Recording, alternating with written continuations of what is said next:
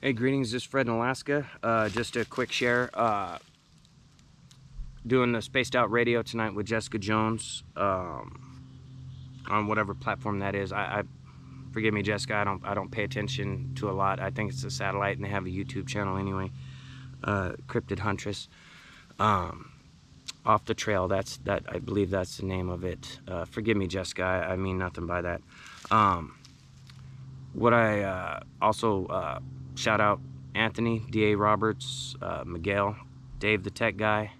Man, check out the website, man. He's working tirelessly with that. I don't know where he gets the energy, but so what I wanted to share with you today is just a brief experience that happened to Mr. Robert Johnson. He's by coincidence, he's a government investigator, worked on Katrina and 9/11, some other things. Not a cryptid guy, you know what I mean? So he was just on a motorcycle trip back in August of 2018. So he came from Idaho and in 6 days motorbiked up to Fairbanks just for the experience, you know. He was inspired by a YouTube video of another guy that did it on the exact same bike. And so, you know, he basically did his own version of it just for his own view. He didn't record it.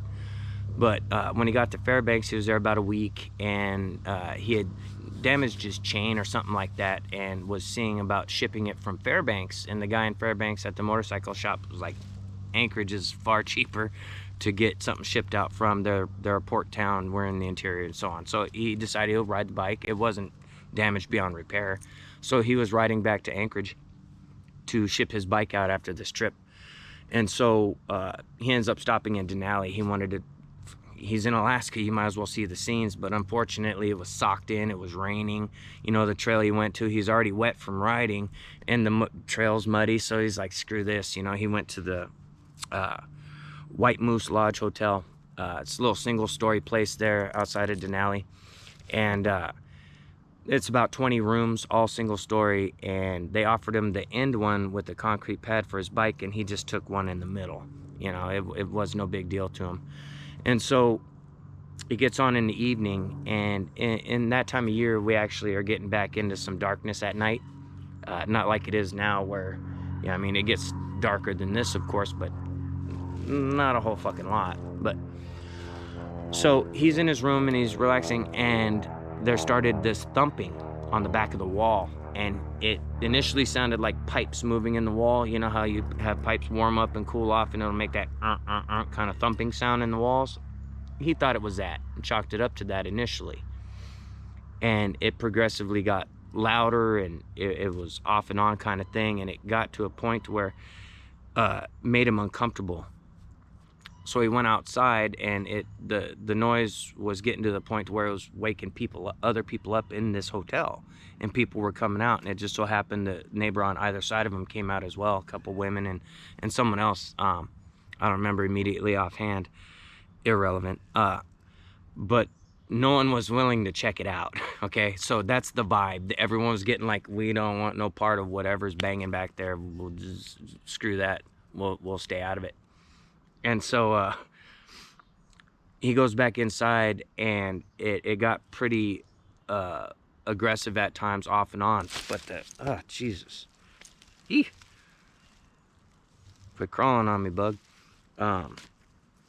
So it got progressively a little worse, and what stood out from when he shared it with me is the fact that the fear involved. He had seen nothing but this banging, government trained, grown man, not out of his mind, not some weirdo or flake. This pounding, there was something about the whole experience that scared him. When it would bang, it was giving him legit fear. Hadn't seen nothing, and fear, the kind of fear you can't ignore. You can't just chalk it up. And so, you know, it lasted about a half hour and stopped and subsided or whatever. The point I wanted to share that is because these things up here in Alaska, even without physically seeing them, just them being near and making any kind of sound will put that fear in you.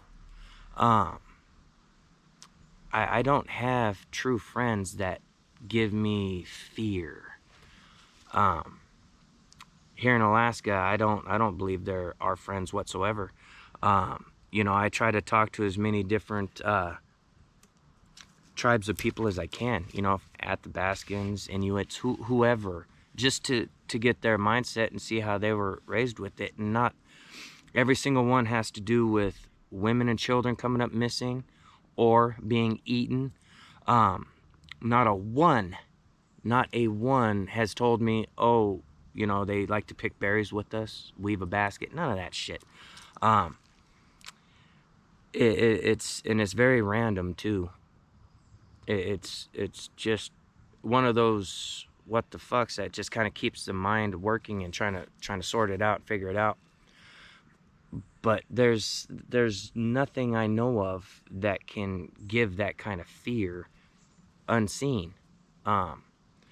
Just mere thumping on a wall, a hoot a couple miles away. You know, owls can't hoot and travel for a couple miles, you know. There's just certain aspects of these creatures up here that have no, there's no answer for it. But it's fear.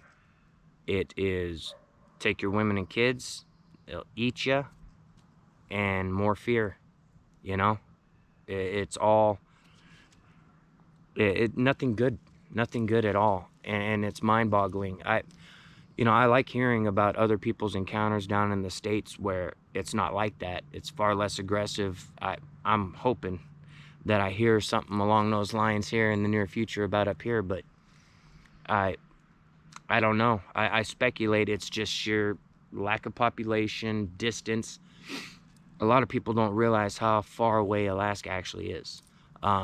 And how big it actually is. We can fit 19 states in Alaska, and not all of them small states. Washington, Oregon, California, Nevada, or Montana, you know, interchangeable. But it's a very large state, and we have less than a million people overall in that large of an area. So I feel the aggressive nature, it stems from that lack of a generational large population to create inroads for any kind of positive encounter.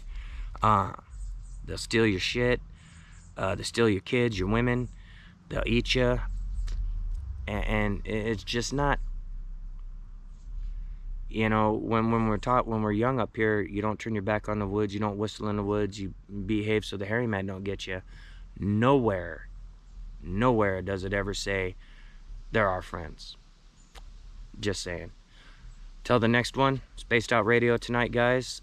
Shout out to all the homies, all the buddies, and the supporters. Thank you.